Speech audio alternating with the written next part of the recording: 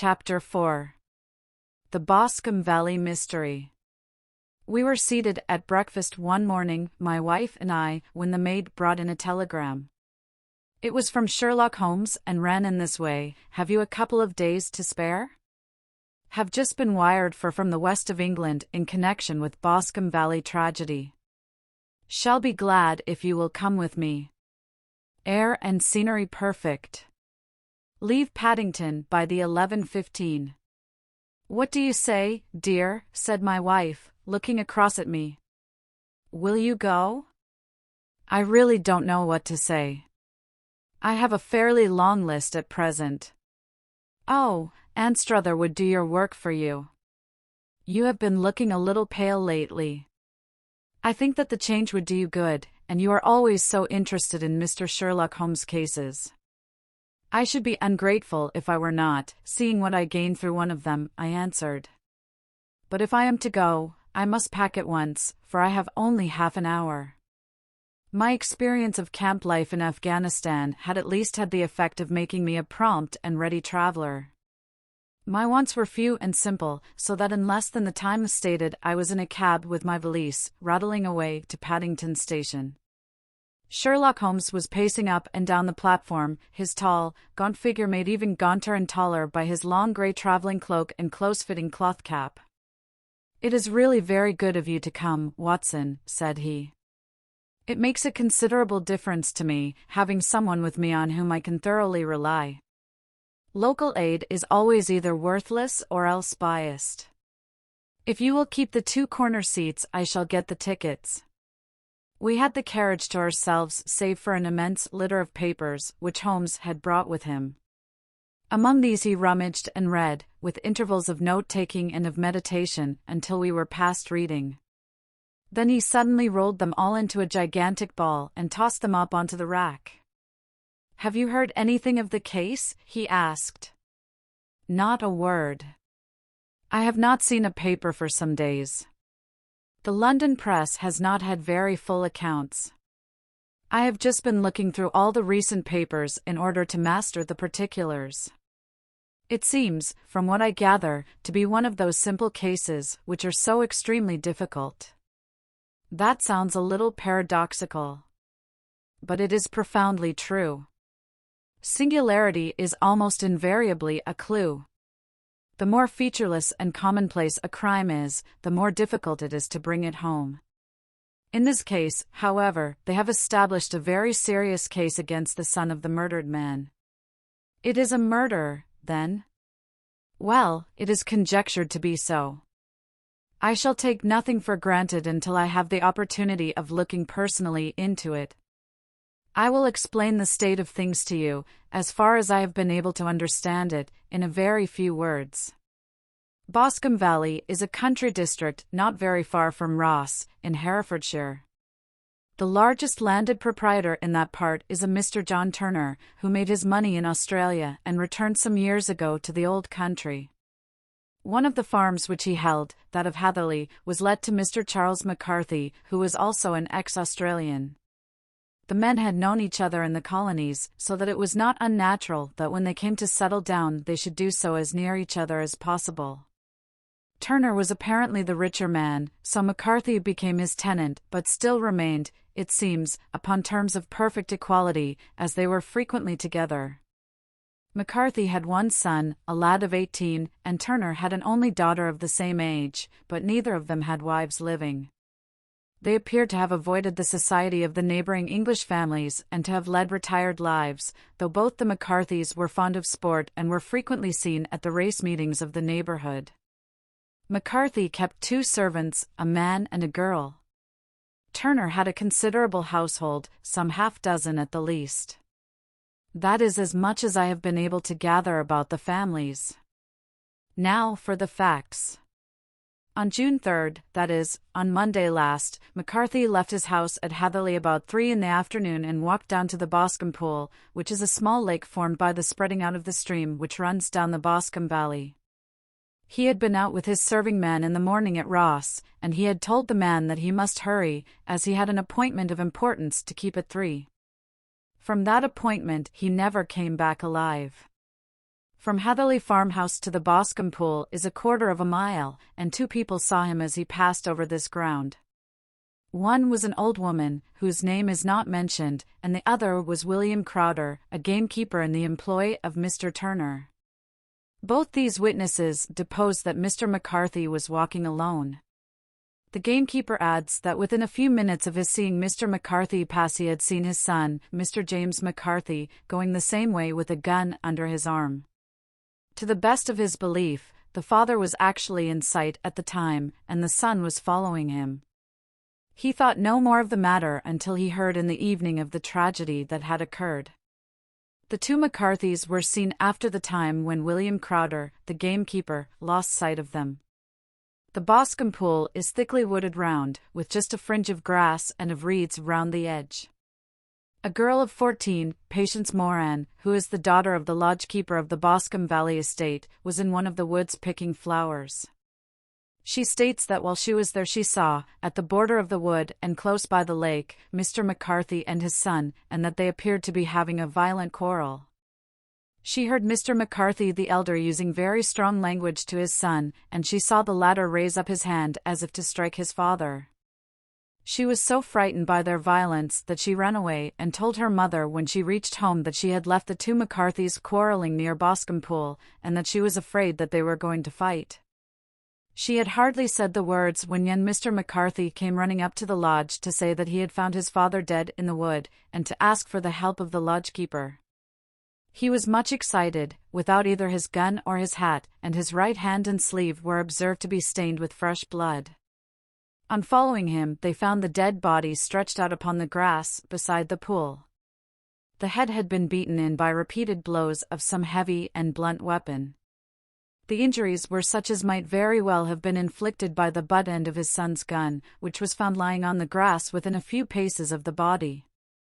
Under these circumstances, the young man was instantly arrested, and a verdict of wilful murder having been returned at the inquest on Tuesday, he was on Wednesday brought before the magistrates at Ross, who have referred the case to the next assizes. Those are the main facts of the case as they came out before the coroner and the police court. I could hardly imagine a more damning case, I remarked. If ever circumstantial evidence pointed to a criminal, it does so here. Circumstantial evidence is a very tricky thing, answered Holmes thoughtfully. It may seem to point very straight to one thing, but if you shift your own point of view a little, you may find it pointing in an equally uncompromising manner to something entirely different. It must be confessed, however, that the case looks exceedingly grave against the young man, and it is very possible that he is indeed the culprit. There are several people in the neighborhood, however, and among them Miss Turner, the daughter of the neighboring landowner, who believe in his innocence, and who have retained Lestrade, whom you may recollect in connection with the study in Scarlet, to work out the case in his interest. Lestrade, being rather puzzled, has referred the case to me, and hence it is that 2 middle-aged gentlemen are flying westward at 50 miles an hour instead of quietly digesting their breakfasts at home. I am afraid, said I, that the facts are so obvious that you will find little credit to be gained out of this case. There is nothing more deceptive than an obvious fact, he answered, laughing. Besides, we may chance to hit upon some other obvious facts, which may have been by no means obvious to Mr. Lestrade. You know me too well to think that I am boasting when I say that I shall either confirm or destroy his theory by means which he is quite incapable of employing, or even of understanding. To take the first example to hand, I very clearly perceive that in your bedroom the window is upon the right-hand side, and yet I question whether Mr. Lestrade would have noted even so self-evident a thing as that. How on earth, my dear fellow, I know you well. I know the military neatness which characterizes you. You shave every morning, and in this season you shave by the sunlight, but since your shaving is less and less complete as we get farther back on the left side, until it becomes positively slovenly as we get round the angle of the jaw, it is surely very clear that that side is less illuminated than the other. I could not imagine a man of your habits looking at himself in an equal light and being satisfied with such a result. I only quote this as a trivial example of observation and inference. Therein lies my métier, and it is just possible that it may be of some service in the investigation which lies before us. There are one or two minor points which were brought out in the inquest, and which are worth considering. What are they? It appears that his arrest did not take place at once, but after the return to Hatherley Farm. On the inspector of constabulary informing him that he was a prisoner, he remarked that he was not surprised to hear it, and that it was no more than his deserts. This observation of his had the natural effect of removing any traces of doubt which might have remained in the minds of the coroner's jury. "It was a confession," I ejaculated. "No, for it was followed by a protestation of innocence." Coming on the top of such a damning series of events, it was at least a most suspicious remark. "On the contrary," said Holmes, "it is the brightest rift which I can at present see in the clouds." However innocent he might be, he could not be such an absolute imbecile as not to see that the circumstances were very black against him. Had he appeared surprised at his own arrest, or feigned indignation at it, I should have looked upon it as highly suspicious, because such surprise or anger would not be natural under the circumstances, and yet might appear to be the best policy to a scheming man. His frank acceptance of the situation marks him as either an innocent man, or else as a man of considerable self-restraint and firmness. As to his remark about his deserts, it was also not unnatural if you consider that he stood beside the dead body of his father, and that there is no doubt that he had that very day so far forgotten his filial duty as to bandy words with him, and even, according to the little girl whose evidence is so important, to raise his hand as if to strike him. The self-reproach and contrition which are displayed in his remark appear to me to be the signs of a healthy mind rather than of a guilty one. I shook my head. "Many men have been hanged on far slighter evidence," I remarked. "So they have. And many men have been wrongfully hanged." "What is the young man's own account of the matter?" "It is, I am afraid, not very encouraging to his supporters, though there are one or two points in it which are suggestive. You will find it here, and may read it for yourself." He picked out from his bundle a copy of the local Herefordshire paper, and having turned down the sheet he pointed out the paragraph in which the unfortunate young man had given his own statement of what had occurred. I settled myself down in the corner of the carriage and read it very carefully. It ran in this way: Mr. James McCarthy, the only son of the deceased, was then called and gave evidence as follows: "I had been away from home for 3 days at Bristol, and had only just returned upon the morning of last Monday, the 3rd. My father was absent from home at the time of my arrival, and I was informed by the maid that he had driven over to Ross with John Cobb, the groom. Shortly after my return I heard the wheels of his trap in the yard, and, looking out of my window, I saw him get out and walk rapidly out of the yard, though I was not aware in which direction he was going.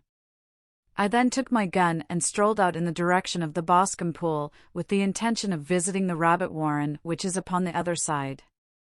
On my way I saw William Crowder, the gamekeeper, as he had stated in his evidence, but he is mistaken in thinking that I was following my father. I had no idea that he was in front of me. When about 100 yards from the pool I heard a cry of cooee, which was a usual signal between my father and myself.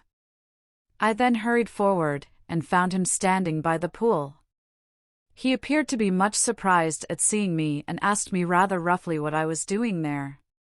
A conversation ensued which led to high words and almost to blows, for my father was a man of a very violent temper.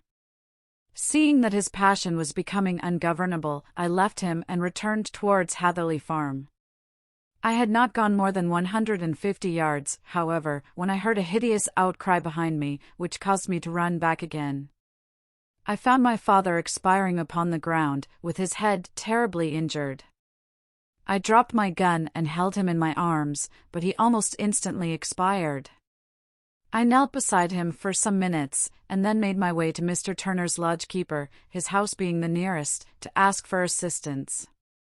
I saw no one near my father when I returned, and I have no idea how he came by his injuries. He was not a popular man, being somewhat cold and forbidding in his manners, but he had, as far as I know, no active enemies. I know nothing further of the matter. The coroner: Did your father make any statement to you before he died? Witness: He mumbled a few words, but I could only catch some allusion to a rat. The coroner, what did you understand by that? Witness, it conveyed no meaning to me. I thought that he was delirious. The coroner, what was the point upon which you and your father had this final quarrel? Witness, I should prefer not to answer. The coroner, I am afraid that I must press it. Witness, it is really impossible for me to tell you. I can assure you that it has nothing to do with the sad tragedy which followed.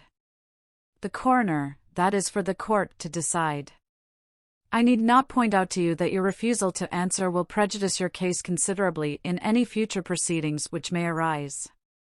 Witness, I must still refuse. The coroner, I understand that the cry of cooey was a common signal between you and your father? Witness, it was. The coroner, how is it, then, that he uttered it before he saw you, and before he even knew that you had returned from Bristol? Witness, with considerable confusion, I do not know. A juryman, did you see nothing which aroused your suspicions when you returned on hearing the cry and found your father fatally injured? Witness, nothing definite. The coroner, what do you mean? Witness, I was so disturbed and excited as I rushed out into the open that I could think of nothing except of my father. Yet I have a vague impression that as I ran forward something lay upon the ground to the left of me. It seemed to me to be something grey in color, a coat of some sort, or a plaid perhaps. When I rose from my father, I looked round for it, but it was gone. Do you mean that it disappeared before you went for help? Yes, it was gone. You cannot say what it was? No, I had a feeling something was there. How far from the body? 12 yards or so. And how far from the edge of the wood? About the same. Then if it was removed, it was while you were within 12 yards of it? Yes, but with my back towards it. This concluded the examination of the witness. I see, said I as I glanced down the column, that the coroner in his concluding remarks was rather severe upon young McCarthy. He calls attention, and with reason, to the discrepancy about his father having signalled to him before seeing him, also to his refusal to give details of his conversation with his father, and his singular account of his father's dying words. They are all, as he remarks, very much against the son. Holmes laughed softly to himself and stretched himself out upon the cushioned seat. Both you and the coroner have been at some pains, said he, to single out the very strongest points in the young man's favor.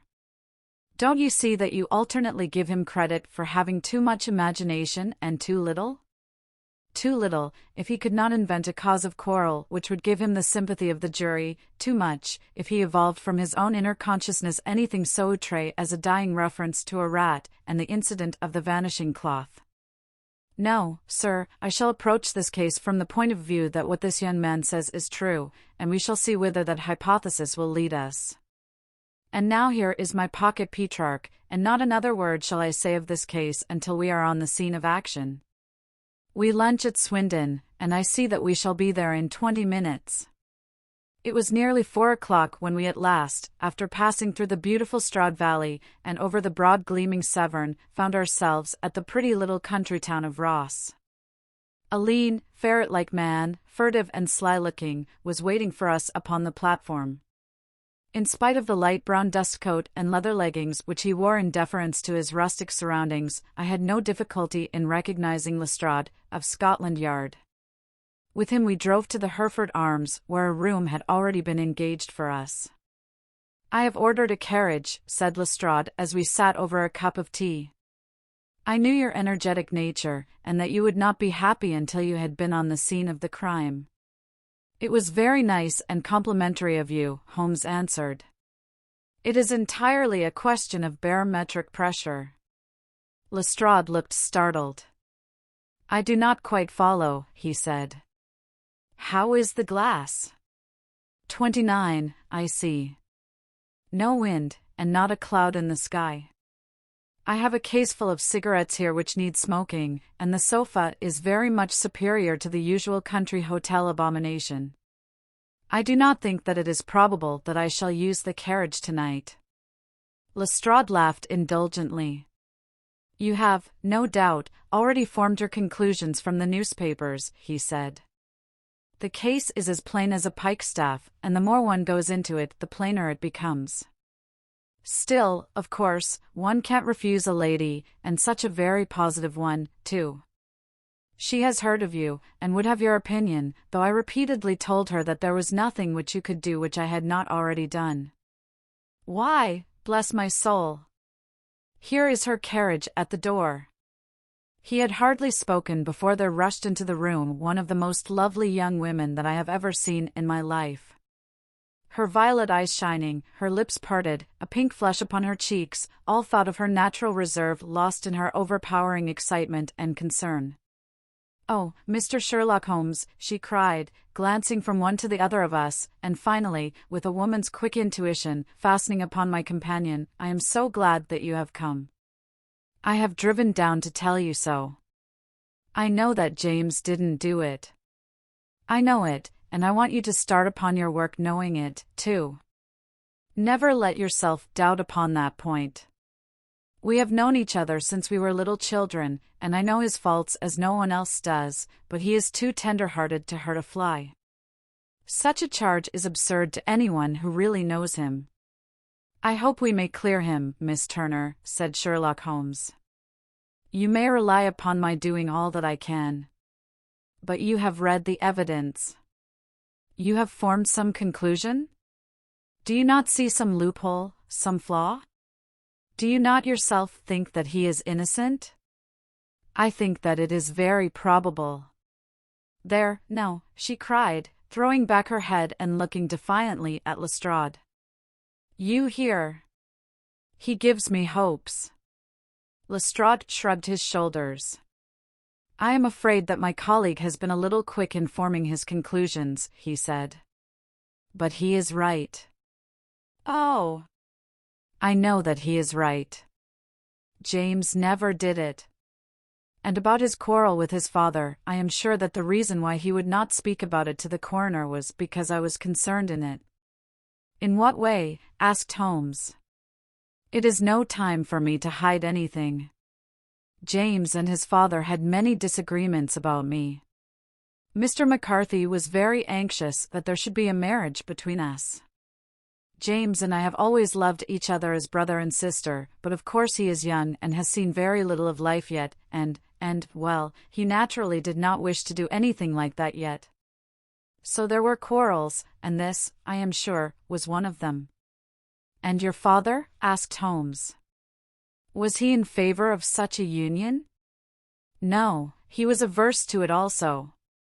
No one but Mr. McCarthy was in favor of it." A quick blush passed over her fresh young face as Holmes shot one of his keen, questioning glances at her. "Thank you for this information," said he. "May I see your father if I call tomorrow?" "I am afraid the doctor won't allow it." "The doctor?" "Yes, have you not heard? Poor father has never been strong for years back, but this has broken him down completely. He has taken to his bed, and Dr. Willows says that he is a wreck and that his nervous system is shattered. Mr. McCarthy was the only man alive who had known Dad in the old days in Victoria." "Ha! In Victoria? That is important." "Yes, at the mines." "Quite so, at the gold mines, where, as I understand, Mr. Turner made his money." "Yes, certainly. Thank you, Miss Turner. You have been of material assistance to me. You will tell me if you have any news tomorrow. No doubt you will go to the prison to see James. Oh, if you do, Mr. Holmes, do tell him that I know him to be innocent." "I will, Miss Turner. I must go home now, for Dad is very ill, and he misses me so if I leave him. Goodbye, and God help you in your undertaking." She hurried from the room as impulsively as she had entered, and we heard the wheels of her carriage rattle off down the street. "I am ashamed of you, Holmes," said Lestrade with dignity after a few minutes' silence. "Why should you raise up hopes which you are bound to disappoint? I am not over-tender of heart, but I call it cruel. I think that I see my way to clearing James McCarthy, said Holmes. Have you an order to see him in prison? Yes, but only for you and me. Then I shall reconsider my resolution about going out. We have still time to take a train to Hereford and see him tonight? Ample. Then let us do so. Watson, I fear that you will find it very slow, but I shall only be away a couple of hours. I walked down to the station with them, and then wandered through the streets of the little town, finally returning to the hotel, where I lay upon the sofa and tried to interest myself in a yellow-backed novel.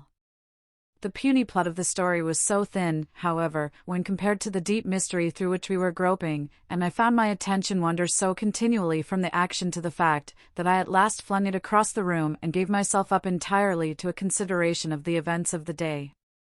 Supposing that this unhappy young man's story were absolutely true, then what hellish thing, what absolutely unforeseen and extraordinary calamity could have occurred between the time when he parted from his father and the moment when, drawn back by his screams, he rushed into the glade? It was something terrible and deadly. What could it be? Might not the nature of the injuries reveal something to my medical instincts?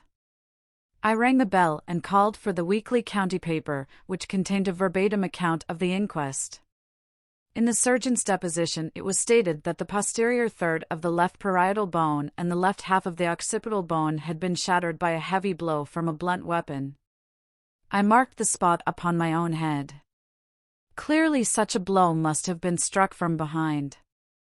That was to some extent in favor of the accused, as when seen quarreling he was face to face with his father. Still, it did not go for very much, for the older man might have turned his back before the blow fell. Still, it might be worth while to call Holmes' attention to it. Then there was the peculiar dying reference to a rat. What could that mean? It could not be delirium. A man dying from a sudden blow does not commonly become delirious. No, it was more likely to be an attempt to explain how he met his fate. But what could it indicate? I cudgelled my brains to find some possible explanation. And then the incident of the grey cloth seen by young McCarthy. If that were true, the murderer must have dropped some part of his dress, presumably his overcoat, in his flight, and must have had the hardihood to return and to carry it away at the instant when the son was kneeling with his back turned not a dozen paces off. What a tissue of mysteries and improbabilities the whole thing was! I did not wonder at Lestrade's opinion, and yet I had so much faith in Sherlock Holmes' insight that I could not lose hope as long as every fresh fact seemed to strengthen his conviction of young McCarthy's innocence. It was late before Sherlock Holmes returned. He came back alone, for Lestrade was staying in lodgings in the town. "The glass still keeps very high," he remarked as he sat down. "It is of importance that it should not rain before we are able to go over the ground. On the other hand, a man should be at his very best and keenest for such nice work as that, and I did not wish to do it when fagged by a long journey. I have seen young McCarthy." "And what did you learn from him?" "Nothing." "Could he throw no light?" "None at all." "I was inclined to think at one time that he knew who had done it and was screening him or her, but I am convinced now that he is as puzzled as everyone else. He is not a very quick-witted youth, though comely to look at and, I should think, sound at heart." "I cannot admire his taste," I remarked, "if it is indeed a fact that he was averse to a marriage with so charming a young lady as this Miss Turner. Ah, thereby hangs a rather painful tale. This fellow is madly, insanely, in love with her, but some 2 years ago, when he was only a lad, and before he really knew her, for she had been away 5 years at a boarding school, what does the idiot do but get into the clutches of a barmaid in Bristol and marry her at a registry office? No one knows a word of the matter, but you can imagine how maddening it must be to him to be upbraided for not doing what he would give his very eyes to do, but what he knows to be absolutely impossible. It was sheer frenzy of this sort which made him throw his hands up into the air when his father, at their last interview, was goading him on to propose to Miss Turner. On the other hand, he had no means of supporting himself, and his father, who was by all accounts a very hard man, would have thrown him over utterly had he known the truth. It was with his barmaid wife that he had spent the last 3 days in Bristol, and his father did not know where he was. Mark that point. It is of importance. Good has come out of evil, however, for the barmaid, finding from the papers that he is in serious trouble and likely to be hanged, has thrown him over utterly and has written to him to say that she has a husband already in the Bermuda dockyard, so that there is really no tie between them. I think that bit of news has consoled young McCarthy for all that he has suffered. But if he is innocent, who has done it? Ah. Who? I would call your attention very particularly to 2 points. One is that the murdered man had an appointment with someone at the pool, and that the someone could not have been his son, for his son was away, and he did not know when he would return. The second is that the murdered man was heard to cry cooey before he knew that his son had returned. Those are the crucial points upon which the case depends. And now let us talk about George Meredith, if you please, and we shall leave all minor matters until tomorrow. There was no rain, as Holmes had foretold, and the morning broke bright and cloudless.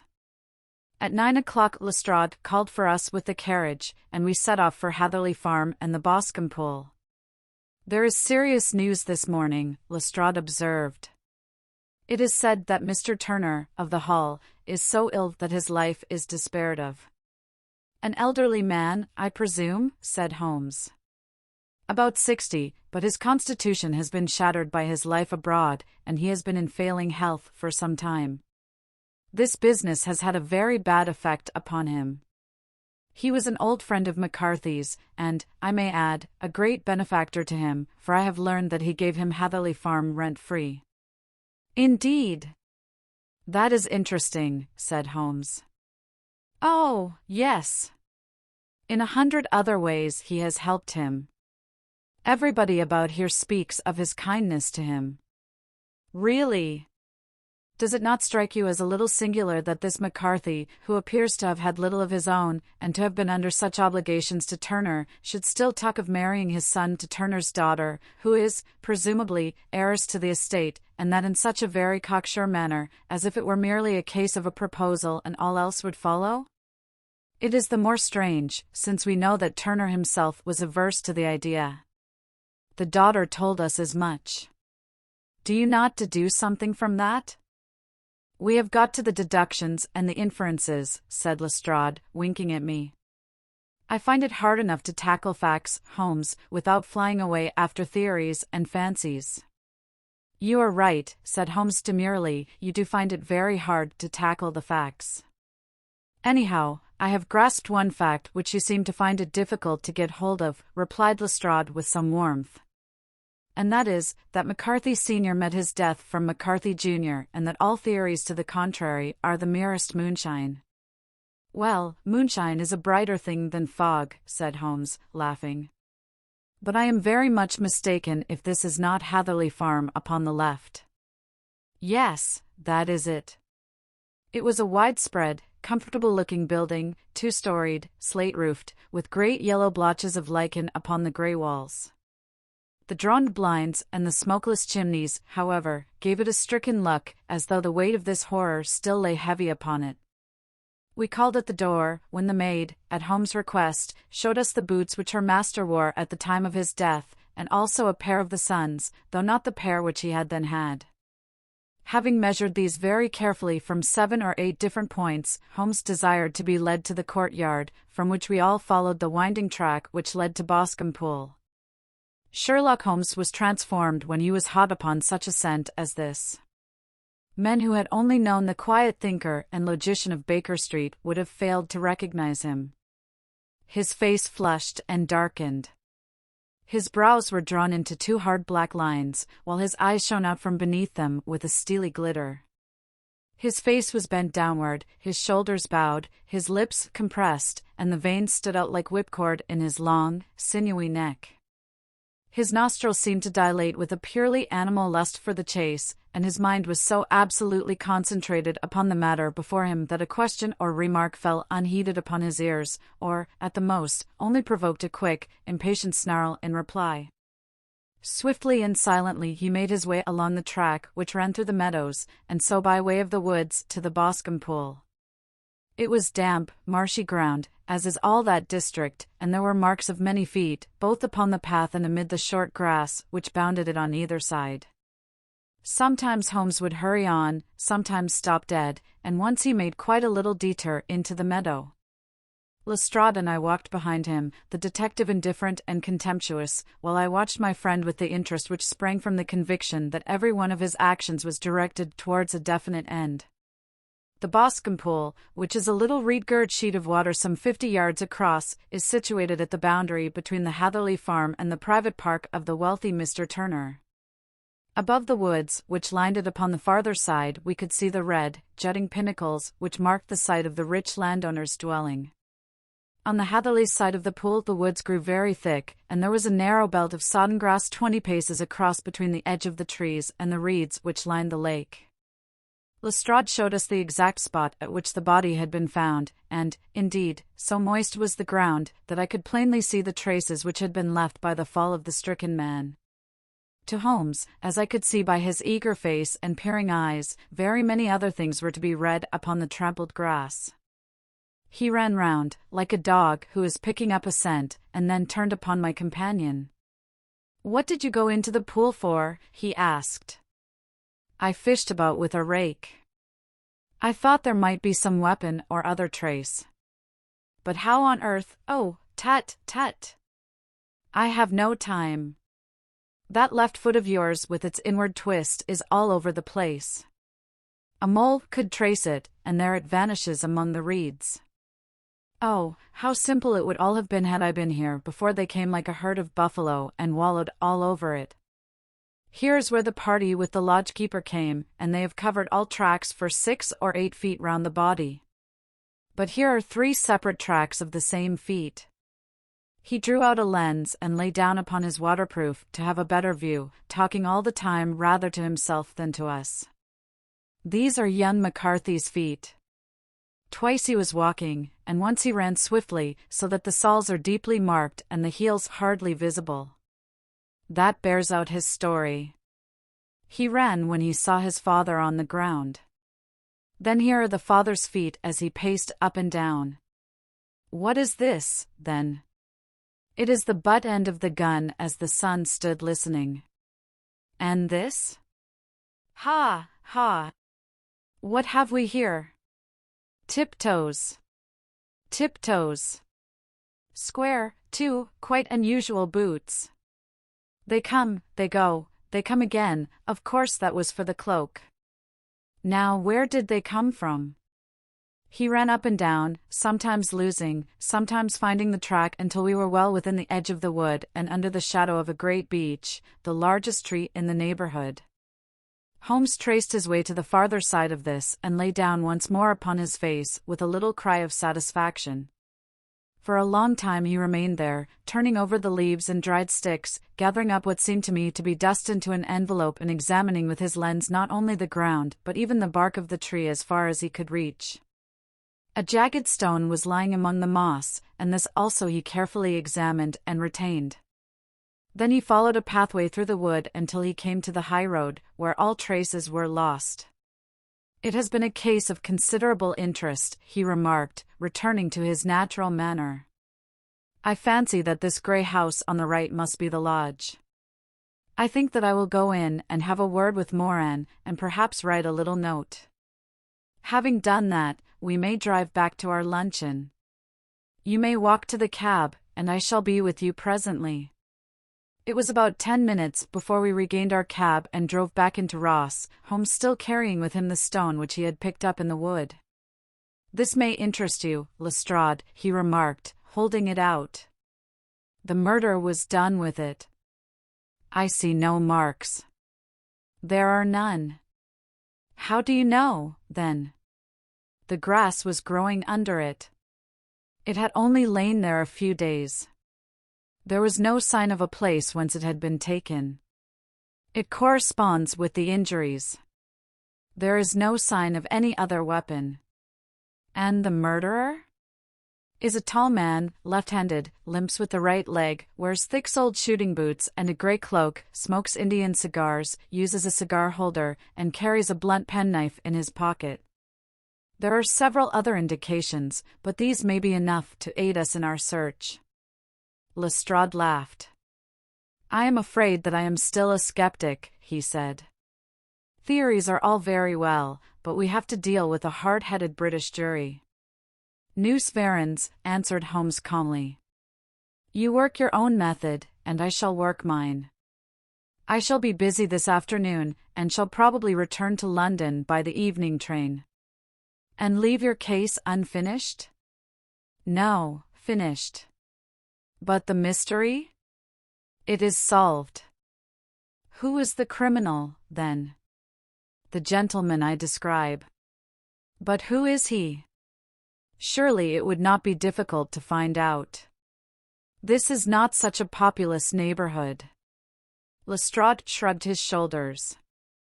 I am a practical man, he said, and I really cannot undertake to go about the country looking for a left-handed gentleman with a game leg. I should become the laughingstock of Scotland Yard. All right, said Holmes quietly. I have given you the chance. Here are your lodgings. Goodbye. I shall drop you a line before I leave. Having left Lestrade at his rooms, we drove to our hotel, where we found lunch upon the table. Holmes was silent and buried in thought with a pained expression upon his face, as one who finds himself in a perplexing position. Look here, Watson, he said when the cloth was cleared, just sit down in this chair and let me preach to you for a little. I don't know quite what to do, and I should value your advice. Light a cigar and let me expound. Pray do so. Well, now, in considering this case there are 2 points about young McCarthy's narrative which struck us both instantly, although they impressed me in his favor and you against him. One was the fact that his father should, according to his account, cry cooey before seeing him. The other was his singular dying reference to a rat. He mumbled several words, you understand, but that was all that caught the son's ear. Now from this double point our research must commence, and we will begin it by presuming that what the lad says is absolutely true. What of this cooey, then? Well, obviously it could not have been meant for the son. The son, as far as he knew, was in Bristol. It was mere chance that he was within earshot. The cooey was meant to attract the attention of whoever it was that he had the appointment with. But cooey is a distinctly Australian cry, and one which is used between Australians. There is a strong presumption that the person whom McCarthy expected to meet him at Boscombe Pool was someone who had been in Australia. What of the rat, then? Sherlock Holmes took a folded paper from his pocket and flattened it out on the table. This is a map of the colony of Victoria, he said. I wired to Bristol for it last night. He put his hand over part of the map. What do you read? ARAT, I read. And now? He raised his hand. Ballarat. Quite so. That was the word the man uttered, and of which his son only caught the last 2 syllables. He was trying to utter the name of his murderer. So and so, of Ballarat. It is wonderful, I exclaimed. It is obvious. And now, you see, I had narrowed the field down considerably. The possession of a grey garment was a third point which, granting the son's statement to be correct, was a certainty. We have come now out of mere vagueness to the definite conception of an Australian from Ballarat with a grey cloak. Certainly. And one who is at home in the district, for the pool can only be approached by the farm or by the estate, where strangers could hardly wander. Quite so. Then comes our expedition of today. By an examination of the ground I gained the trifling details which I gave to that imbecile Lestrade as to the personality of the criminal. But how did you gain them? You know my method. It is founded upon the observation of trifles. His height I know that you might roughly judge from the length of his stride. His boots, too, might be told from their traces. Yes, they were peculiar boots. But his lameness? The impression of his right foot was always less distinct than his left. He put less weight upon it. Why? Because he limped, he was lame. But his left-handedness. You were yourself struck by the nature of the injury as recorded by the surgeon at the inquest. The blow was struck from immediately behind, and yet was upon the left side. Now, how can that be unless it were by a left-hand man? He had stood behind that tree during the interview between the father and son. He had even smoked there. I found the ash of a cigar, which my special knowledge of tobacco ashes enables me to pronounce as an Indian cigar. I have, as you know, devoted some attention to this, and written a little monograph on the ashes of 140 different varieties of pipe, cigar, and cigarette tobacco. Having found the ash, I then looked round and discovered the stump among the moss where he had tossed it. It was an Indian cigar, of the variety which are rolled in Rotterdam. And the cigar holder? I could see that the end had not been in his mouth. Therefore he used a holder. The tip had been cut off, not bitten off, but the cut was not a clean one, so I deduced a blunt penknife. Holmes, I said, you have drawn a net round this man from which he cannot escape, and you have saved an innocent human life as truly as if you had cut the cord which was hanging him. I see the direction in which all this points. The culprit is Mr. John Turner, cried the hotel waiter, opening the door of our sitting room and ushering in a visitor. The man who entered was a strange and impressive figure. His slow, limping step and bowed shoulders gave the appearance of decrepitude, and yet his hard, deep-lined, craggy features and his enormous limbs showed that he was possessed of unusual strength of body and of character.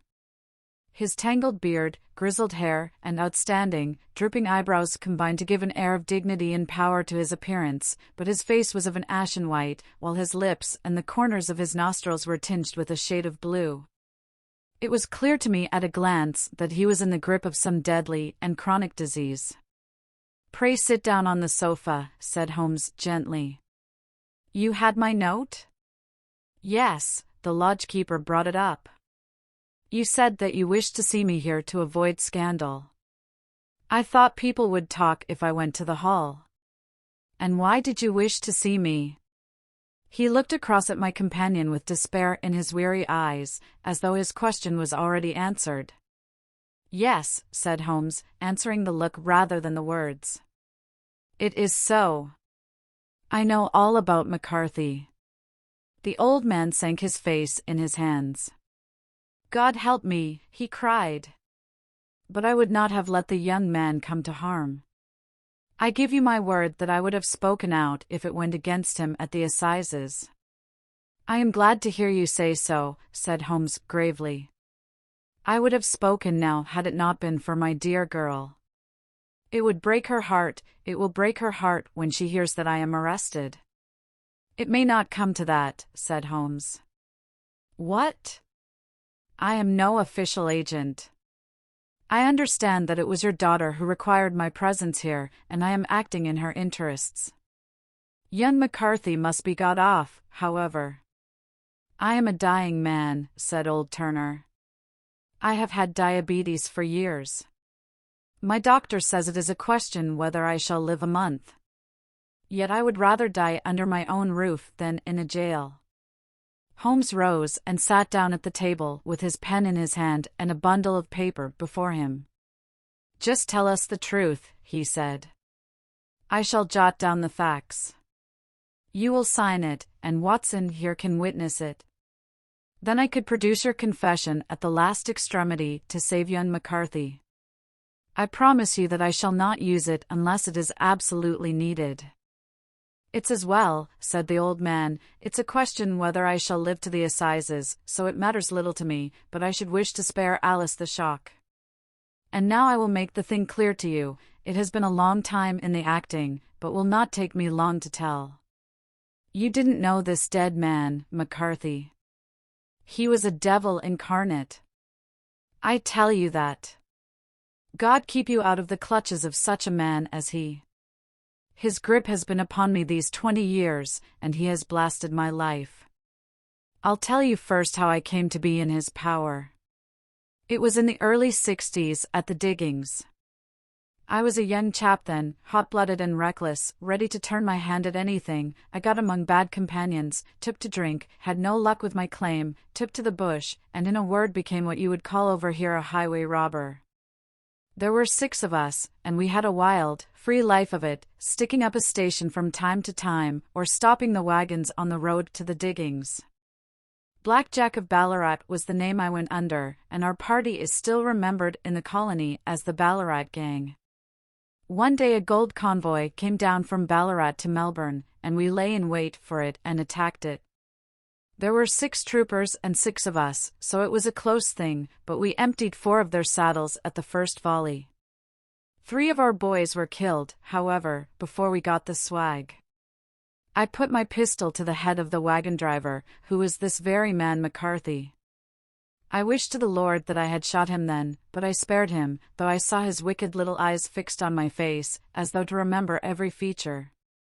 We got away with the gold, became wealthy men, and made our way over to England without being suspected. There I parted from my old pals and determined to settle down to a quiet and respectable life. I bought this estate, which chanced to be in the market, and I set myself to do a little good with my money, to make up for the way in which I had earned it. I married, too, and though my wife died young she left me my dear little Alice. Even when she was just a baby her wee hand seemed to lead me down the right path as nothing else had ever done. In a word, I turned over a new leaf and did my best to make up for the past. All was going well when McCarthy laid his grip upon me. I had gone up to town about an investment, and I met him in Regent Street with hardly a coat to his back or a boot to his foot. "Here we are, Jack," says he, touching me on the arm, "we'll be as good as a family to you. There's 2 of us, me and my son, and you can have the keeping of us. If you don't, it's a fine, law-abiding country is England, and there's always a policeman within hail." Well, down they came to the West Country, there was no shaking them off, and though they have lived rent-free on my best land ever since. There was no rest for me, no peace, no forgetfulness, turn where I would, there was his cunning, grinning face at my elbow. It grew worse as Alice grew up, for he soon saw I was more afraid of her knowing my past than of the police. Whatever he wanted he must have, and whatever it was I gave him without question, land, money, houses, until at last he asked a thing which I could not give. He asked for Alice. His son, you see, had grown up, and so had my girl, and as I was known to be in weak health, it seemed a fine stroke to him that his lad should step into the whole property. But there I was firm. I would not have his cursed stock mixed with mine, not that I had any dislike to the lad, but his blood was in him, and that was enough. I stood firm. McCarthy threatened. I braved him to do his worst. We were to meet at the pool midway between our houses to talk it over. When I went down there I found him talking with his son, so I smoked a cigar and waited behind a tree until he should be alone. But as I listened to his talk all that was black and bitter in me seemed to come uppermost. He was urging his son to marry my daughter with as little regard for what she might think as if she were a slut from off the streets. It drove me mad to think that I and all that I held most dear should be in the power of such a man as this. Could I not snap the bond? I was already a dying and a desperate man. Though clear of mind and fairly strong of limb, I knew that my own fate was sealed. But my memory and my girl? Both could be saved if I could but silence that foul tongue. I did it, Mr. Holmes. I would do it again. Deeply as I have sinned, I have led a life of martyrdom to atone for it. But that my girl should be entangled in the same meshes which held me was more than I could suffer. I struck him down with no more compunction than if he had been some foul and venomous beast. His cry brought back his son, but I had gained the cover of the wood, though I was forced to go back to fetch the cloak which I had dropped in my flight. That is the true story, gentlemen, of all that occurred. Well, it is not for me to judge you, said Holmes as the old man signed the statement which had been drawn out. I pray that we may never be exposed to such a temptation. I pray not, sir. And what do you intend to do? In view of your health, nothing. You are yourself aware that you will soon have to answer for your deed at a higher court than the assizes. I will keep your confession, and if McCarthy is condemned I shall be forced to use it. If not, it shall never be seen by mortal eye, and your secret, whether you be alive or dead, shall be safe with us. Farewell, then, said the old man solemnly. Your own deathbeds, when they come, will be the easier for the thought of the peace which you have given to mine. Tottering and shaking in all his giant frame, he stumbled slowly from the room. God help us, said Holmes after a long silence. Why does fate play such tricks with poor, helpless worms?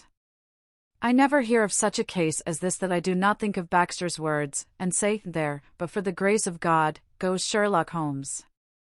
James McCarthy was acquitted at the assizes on the strength of a number of objections which had been drawn out by Holmes and submitted to the defending counsel. Old Turner lived for 7 months after our interview, but he is now dead, and there is every prospect that the son and daughter may come to live happily together in ignorance of the black cloud which rests upon their past.